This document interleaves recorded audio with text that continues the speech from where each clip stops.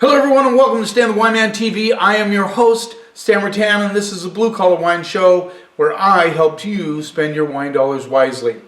As promised, I'm going to, at the beginning of every month, review my pick of the month that I put up at the store in the front of the aisle.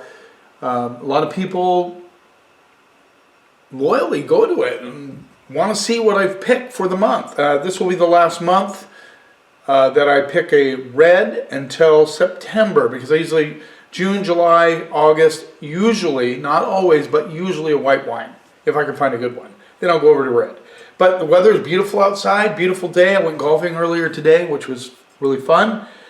And now I am reviewing my pick of the month, which is a Tempranillo from Spain, 2026. So is that right? No, 2024, excuse me. It's going to go, whoa. No, it's 24. It's called Malia Tempranillo, made with organic grapes. A lot of people get excited about that. It is from the region of, let me see if I can spot this. Vino della Terra di Castilla. Now, this is a pretty big region. It's south of Madrid, and it kind of encompasses a larger area. They don't have the strict rules of La Mancha or Manchuela DOs, so they can do a little bit more. They don't have to follow strict guidelines. Now, Europe has that, whereas the U.S. doesn't. The U.S. has very few guidelines as far as to what winemakers can do in any region. But let's just say this region is kind of like the Columbia Valley in Washington State. In other words, there's a lot of very specific appellations like Rattlesnake Hills and Walla Walla and many others. Wahluke Slope, you have Yakima. These are all AVAs inside the much larger Columbia Valley appellation. So this is like that. I mean, this encompasses all those areas, but without the strict rules. So this is a Tempranillo, and I think Tempranillo is a great barbecue wine, just saying. This has a great price on it. It is $12. Malia, it has that nice little B on it. So we're going to give it a review here so you can see what I have stacked in front of the store at King's Market in Friday Harbor, Washington. And I've said this before, and I'll just repeat it. Some people, it bears repeating. When I'm picking a wine for the pick of the month, I'm looking for a wine that I believe 80% of the people who buy it will like it. Now, I hit that quite a bit. I don't always hit it, but I try to hit it as often as I can.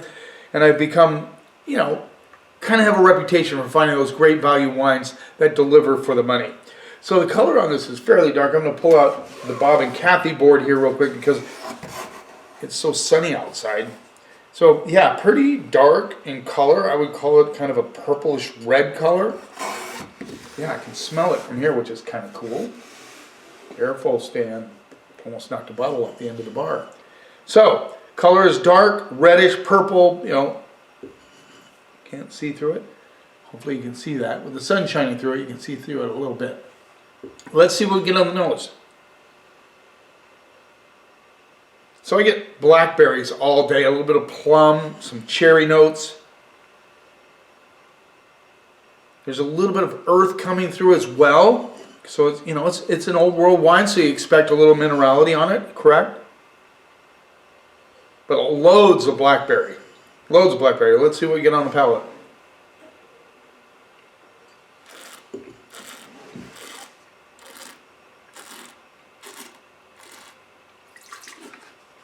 Nice and savory on the palate. It's lighter, which I think when you're barbecuing, there's a barbecue chicken, maybe you just something lighter. Burgers would work really well with this, a little pizza, whatever it is. This has a nice lighter body, but it's pretty intense. I'm getting really nice intense blackberry and cherry notes on the palate, a little bit of savory element coming through underneath, and then it has a nice little kind of peppery thing going on, which for $12, excuse me, you're not going to get a lot of oak. Now they could use some staves maybe, that sort of thing. But no, not a lot of oak, but you still get a little spicy characteristic to this one, which I like.